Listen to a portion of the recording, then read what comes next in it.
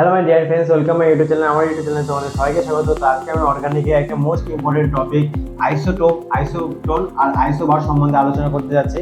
তো দেখো, এই তিনটে টপিক তোমাদের জানার আগে তোমাকে শিখতে হবে যে ভর সংখ্যায়, নিউটন সংখ্যায়, ইলেকট্রন সংখ্যায় এগুলি কি করে বের করতে হয়। ইলেকট্রন, প্রোটন, নিউট্রন এগুলো, এই সংখ্যাগুলি কি করে বের করতে হয় এই সম্বন্ধে আমি অলরেডি একটা আমার চ্যানেলে ভিডিও আপলোড করেছি। তোমরা যদি আমি ডেসক্রিপশনের লিঙ্কটা দিয়ে দেবো, তোমরা যদি চাও তাহলে ভিডিওটা দেখে নিতে পারো। তো দেখো, কথা না বাড়িয়ে শুরু করা যাক। সাপোজ ধরো এক্স একটি পরমাণু, ওকে। তো এক্স একটি পরমাণু, তো এর যে বা সাইডের নিচে যেটি থাকে সেটি থাকে আমার ওই জেড, আর থাকে প্রোটন। অর্থাৎ জেড মানে আমার পারমাণবিক সংখ্যা, আর পি মানে প্রোটন সংখ্যা, আর তার উপরে থাকে আমার ভর সংখ্যা। অর্থাৎ ভর সংখ্যাকে আমরা এ দ্বারা প্রকাশ করি। আর ডান দিকের উপরে থাকে আমার প্লাস মাইনাস অর্থাৎ চার্জ, আর নিচে থাকে আমার পরমাণু সংখ্যা, ওকে। এটা হলো পারমাণবিক সংখ্যা বা আমাদের প্রোটন সংখ্যা, আর উপরে থাকে আমাদের ভর সংখ্যা, আর ডান দিকের উপরে থাকে আমাদের চার্জ, ওকে। তো দেখো, আমাদের প্রথম কি বলেছে, আইসোটোপ। ভালো করে লক্ষ্য করবে, আইসোটোপ পারমাণবিক সংখ্যা বা প্রোটন সংখ্যা আমাদের সমান, মানে পারমাণবিক সংখ্যা বা প্রোটন সংখ্যা আমাদের সমান হতে হবে। জেডটা কি আমাদের পারমাণবিক সংখ্যা, আর প্রোটন আর পিটা প্রোটন সংখ্যা। পারমাণবিক সংখ্যা বা প্রোটন সংখ্যা সমান হতে হবে।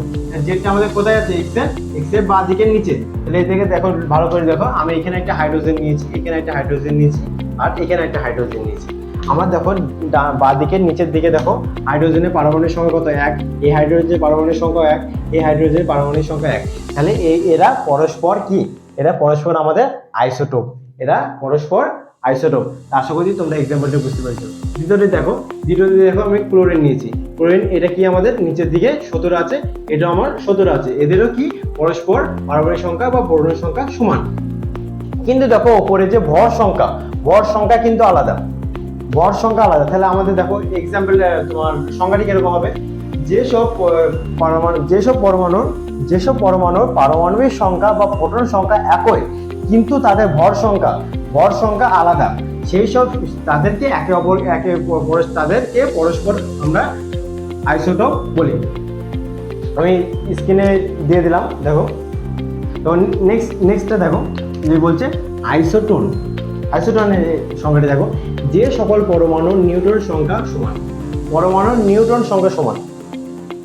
ভালো করে বুঝবে যে নিউটন সংখ্যা, দেখো নিচে কি আছে 8, আর এখানে কি আছে নিচে 18, আর এইটা নিচে 10, আর এখানে আছে উপরে 18, আর এখানে আছে 20।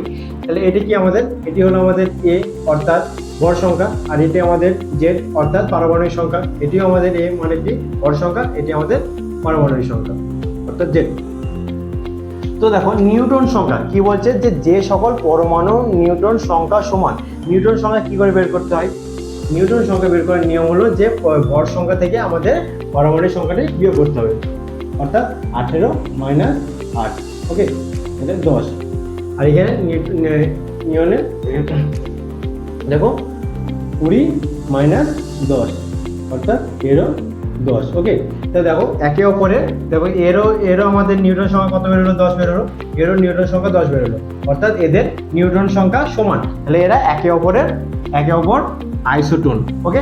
এটাও সেম, এটাও তোমার 13 থেকে 6 বিয়োগ করো, 13 থেকে 6 বিয়োগ করলে কত হয় 7, আর এদিকে 14 থেকে 7 বিয়োগ করলেও 7, অর্থাৎ এদেরও নিউটন সংখ্যা আমাদের সমান। তাহলে এরাও পরস্পর একে অপর আইসোটোন, ক্লিয়ার। তারপরে দেখো, তাহলে এরা আমি সংখ্যাটি স্ক্রিনে দেখো দিয়ে দিলাম।